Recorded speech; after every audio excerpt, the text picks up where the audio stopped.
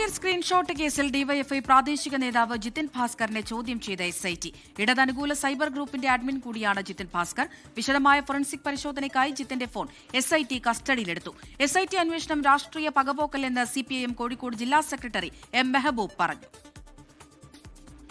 കാഫിർ സ്ക്രീൻഷോട്ട് എവിടെ നിന്നാണ് ലഭിച്ചതെന്ന് അറിയില്ലെന്നാണ് ഡിവൈഎഫ്ഐ ബ്ലോക്ക് കമ്മിറ്റി അംഗം ജിതിൻ ഭാസ്കറിന്റെ മൊഴി. കാഫിർ സ്ക്രീൻഷോട്ട് ആദ്യം വ്യാപകമായി പ്രചരിപ്പിച്ച ഗ്രൂപ്പുകളിലൊന്നായ വടകര സ്ക്വാഡ് എന്ന ഇടത് സൈബർ ഗ്രൂപ്പിന്റെ അഡ്മിൻ കൂടിയാണ് ജിതിൻ.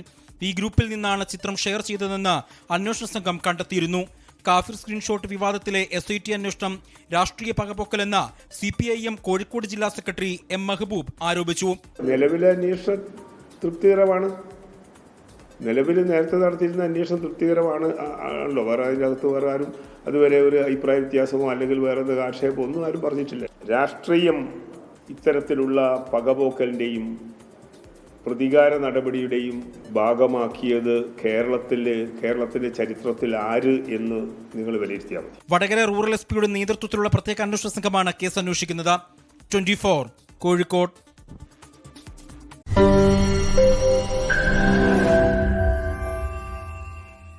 ലോകത്തെവിടെയായാലും ഏത് സമയത്തും 24 വാർത്തകളും ഓഗ്മെന്റഡ് റിയാലിറ്റി പാക്കേജുകളും എക്സ്പ്ലെയിനറുകളും വിശദമായി കാണാൻ ഞങ്ങളുടെ YouTube ചാനൽ നിങ്ങൾക്ക് സബ്സ്ക്രൈബ് ചെയ്യാം.